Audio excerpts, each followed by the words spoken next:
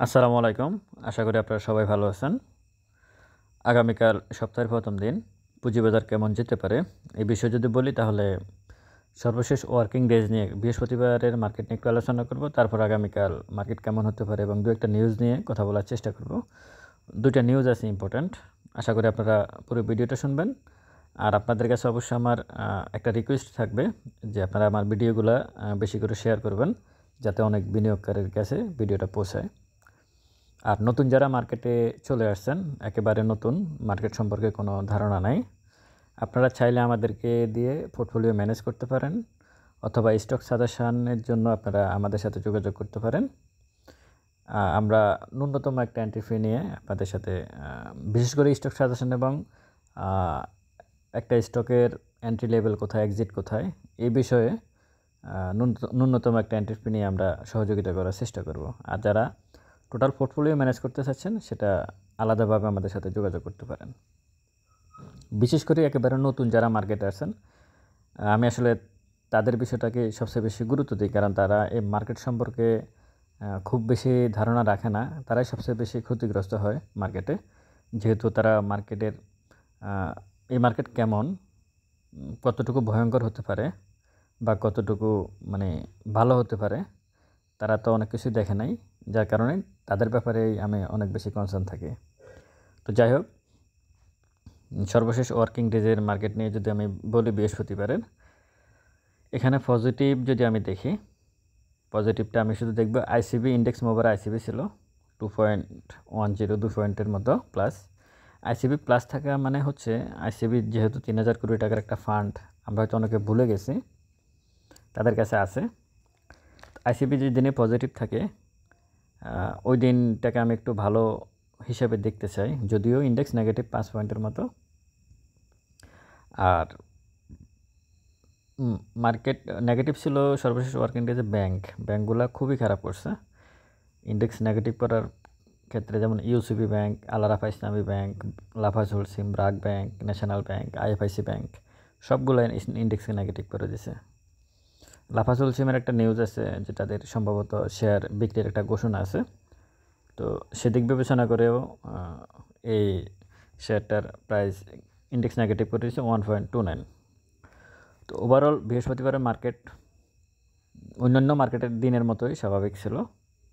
আমি এটা খুব বেশি ভালোও বলবো না, খুব বেশি খারাপও বলবো না, একটা স্টেবল একটা জায়গায় আছে, আপনারা ক্যান্ডেল দেখলেই বুঝতে পারতেছেন। এখন আগামীকাল মার্কেট কেমন হতে পারে। মুভিং এভারেজ 14 দিনের ভ্যালু হচ্ছে 5,260 আর মার্কেটের প্রাইস হচ্ছে 5,201।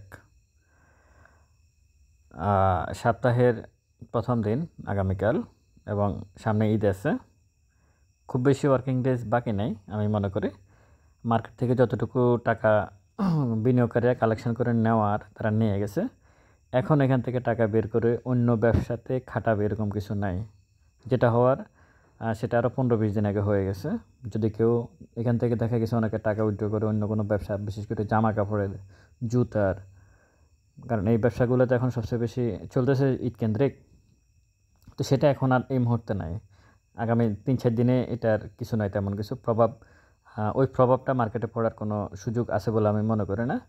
যদি বড় বিনিয়োগকারীরা নিজেরা মানে জাস্ট একটা ঈদকে কেন্দ্র করে যদি প্রবলেম তৈরি করে সেটা ভিন্ন বিষয়, কিন্তু সেটা অপ্রাসঙ্গিক হবে, এটা প্রাসঙ্গিকের বিষয় না। কারণ হচ্ছে 15 দিন আগে যে ঘটনা ঘটার কথা সেটা যদি এখন ঘটার কোনো সুযোগ নেই, আর 3-4টা ওয়ার্কিং ডেজ আছে, এখানে কোনো স্কোপ নেই কিছু করার।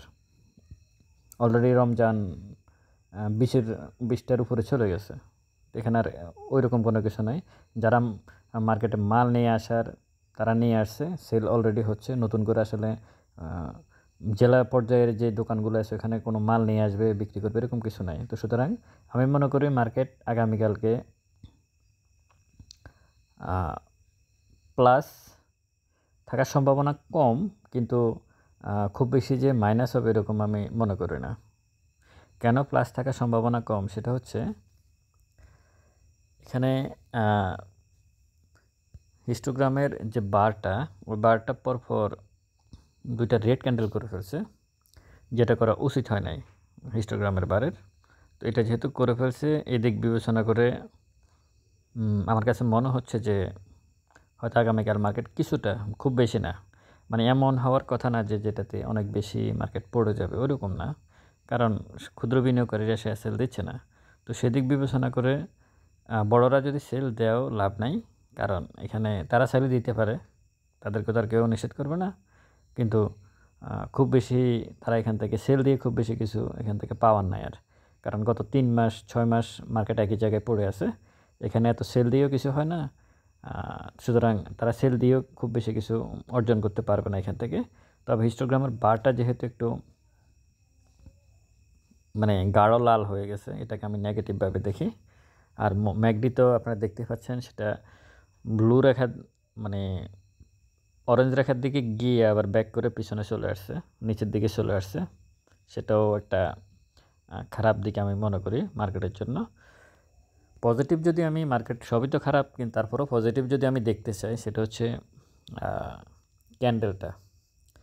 এরকম ক্যান্ডেল থেকে মার্কেট কিন্তু ঘুরছে এর আগে। এই যেমন এই একটা ক্যান্ডেল আছে, লাল ক্যান্ডেল, এখান থেকে কিন্তু পরের দিন কিন্তু মার্কেট ঘুরে গেছিলো, পজিটিভ ছিল এবং ভালোই পজিটিভ ছিল। আপনারা যদি দেখেন, ঠিক সেম এই ক্যান্ডেলটাও সেম।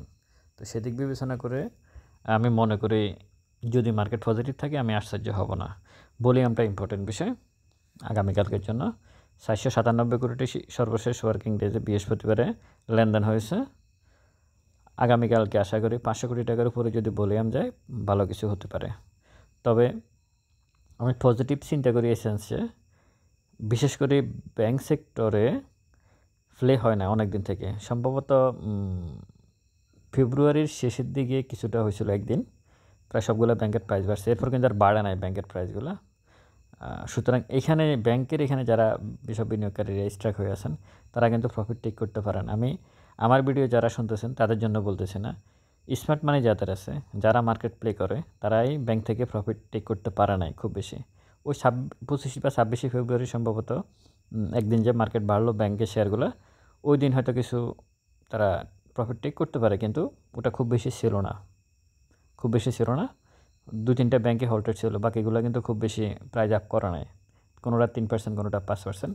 তো আমি মনে করি আগামী 3-4 দিনের ভিতরে ব্যাংকে হয়তো ছোটোখাটো একটা মুভমেন্ট আসতে পারে। আপনাদের যে পর্যায়ে আছেন, হাতে শেয়ার সেল দেওয়ার কিছু নাই।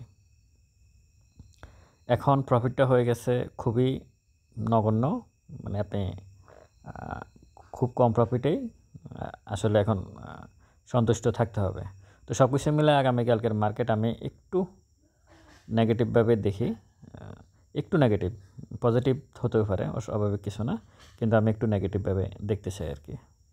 আর দুইটা নিউজ যেটা, সেটা হচ্ছে আজকে প্রধান উপদেষ্টা বরাবর গণমাধ্যম সংস্কার কমিশন তাদের রিপোর্ট প্রদান করছে প্রধান উপদেষ্টাকে। সেখানে তারা রিকমেন্ড করছে যে গণমাধ্যম যেসব টেলিভিশনগুলো আছে, গণমাধ্যমগুলো আছে, বিটিভি বলেন, একুশে টেলিভিশন, এনটিভি, আরটিভি, যাই আছে, সংবাদপত্রগুলো প্রথম আলো হোক বা Kaler Kantho, daily star, Daily Sun, যাই আছে, এদেরকে পুঁজিবাজারে লিস্টেড করার জন্য। এটা খুবই ভালো উদ্যোগ হবে, এবং তাদেরকে বলছে শুধু লিস্টেড না, তাদেরকে সময়সীমা বেঁধে দিতে হবে যে এত দিনের ভিতর তারা যাতে পুঁজিবাজারে লিস্টেড হয়। এটা খুবই পজিটিভ দিক বলে আমি মনে করি। যদি এটা করতে পারে, এটা যুগান্তকারী একটা পদক্ষেপ হবে পুঁজিবাজারের জন্য। যদিও মার্কেটে এই মুহূর্তে মানে ডিমান্ড নাই, সাপ্লাই তো খুব, মানে ডিমান্ড জোনটা খুবই কম, সাপ্লাইটাই বেশি। তারপর আমি বলবো যদি এই ভালো ভালো কোম্পানিগুলো, ভালো ভালো অনেকগুলো কোম্পানি এখনও মার্কেটের বাইরে, যেমন এলিগো, আমেরিকান লাইফ ইন্স্যুরেন্স নিয়ে আসা যায়। মানে হিজিবিজি ইন্স্যুরেন্স আসার তো দরকার নাই, আমেরিকান লাইফ ইন্স্যুরেন্স আসুক, সমস্যা তো নেই। এখনকার এই মার্কেটেও আমেরিকান লাইফ ইন্স্যুরেন্স আসলে মার্কেট ভালো করবে। ইনসেপ্টটা আসুক, ইউনিলিভারের আর একটা অংশ আছে, তারা আসুক। স্ট্যান্ডার্ড চার্টার্ড ব্যাংক আছে, বিদেশি কোম্পানি, বিদেশি একটা ব্যাংক, স্ট্যান্ডার্ড চার্টার্ড ব্যাংক, বাংলাদেশের সবচেয়ে টপ ব্যাংকের মধ্যে অন্যতম। বাংলাদেশে মানে সবচেয়ে বেশি ইনকাম করে স্ট্যান্ডার্ড চার্টার্ড ব্যাংক। আপনারা হয়তো অনেকে জানেন, যারা জানেন না তাদের জন্য, আমাদের এটা কিন্তু বিদেশি ব্যাংক, স্ট্যান্ডার্ড চার্টার্ড ব্যাংক, তাদেরকে নিয়ে আসতে পারে। এইচএসবিসি ব্যাংক আছে, Hong Kong and Shanghai bank corporation, এটার একটা শাখা আপনারা দেখবেন যারা ঢাকায় আছেন, আপনারা বাংলা ভিশনের অপোজিটে দেখবেন এইচএসবিসি ব্যাংকের একটা শাখা আছে। ওদের যে কী কার্যক্রম, আমি অনেকবার অনেক বছর ওই ব্যাংকের সাথে একটা যোগাযোগ ছিল আমার, অফিসিয়াল পারপাস। আমি বছরের পর বছর ওই ব্যাংকে গেছি, এইচএসবিসি ব্যাংকে। তো ওদের যে কার্যক্রম মানে এই বাংলা ভিশনের পাশেই, এখানে কী বলে যে এফডিসির উল্টা সাইডে, মানে এফডিসি যেখানে আর কি শেরাটন হোটেল, ওটা সম্ভবত ওর অপোজিটে এদের ইয়েছে। তো সে আসুক, এইচএসবিসি ব্যাংক আসুক, ওদের সম্ভবত বাংলাদেশে একটা দুইটা শাখা আছে, ওরাও অনেক বড় ব্যাংক। এদেরকে নিয়ে আসতে হবে। আমি মনে করি ব্যাংকের মধ্যে স্ট্যান্ডার্ড চার্টার্ড ব্যাংক এবং এইচএসবিসি ব্যাংক আসলে মার্কেট খুব দ্রুত, মানে খুবই দ্রুত ঘুরে যাবে বলে আমি মনে করি। তো গণমাধ্যম সংস্কার কমিশন যে রিপোর্ট দিয়েছে, আমি এটাকে খুবই পছন্দ করি। তারা যদি এই কাজটা করতে পারে, ডক্টর ইউনূস এখনই যা করার করবে।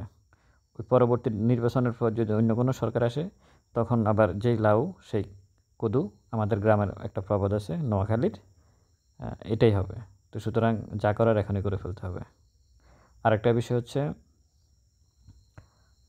আর্থিক বিভাগ থেকে 4 সদস্য বিশিষ্ট একটা কমিটি গঠন করে দেওয়া হয়েছে পুঁজিবাজার সংস্কার উন্নয়নে।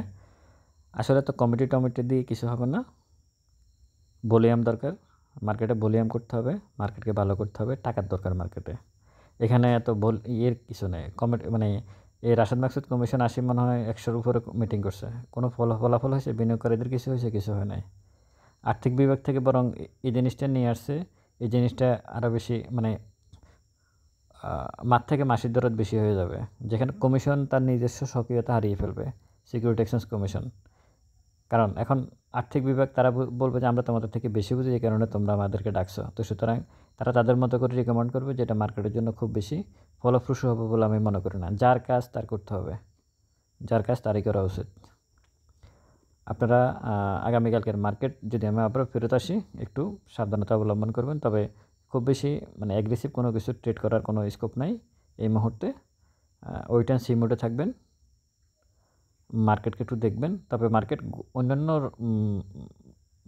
অন্যান্য রমজানে যেরকম ছিল, খুব একেবারে ডাউনে ছিল, এবার কিন্তু সেরকম নাই মার্কেট। এটা পজিটিভ দিক।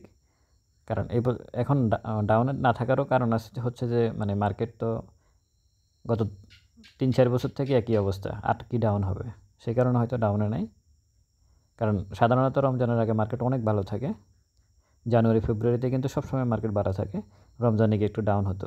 তো এখন তো জানুয়ারি ফেব্রুয়ারি যেই, মার্চও সেই, যার কারণে ডাউন হওয়ার আর কিছু নেই। যেভাবে আছে মার্কেট ওইভাবে চলতেছে।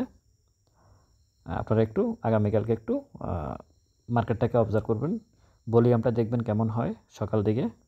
যদি ভলিউমটা দেখেন অনেক ভালো হচ্ছে, তাহলে বুঝবেন যে মার্কেট ইনশাল্লাহ পজিটিভ হবে। ভলিউমের উপর নির্ভর করে, সব কিছু মিলিয়ে মার্কেট, আগামীকালকের মার্কেট নির্ভর করবে ভলিউমের উপর। ভলিউম যদি ভালো হয়, মার্কেট পজিটিভ হবে। ভালো থাকবেন সবাই, ভিডিওটা শেয়ার করবেন। আসসালামু আলাইকুম।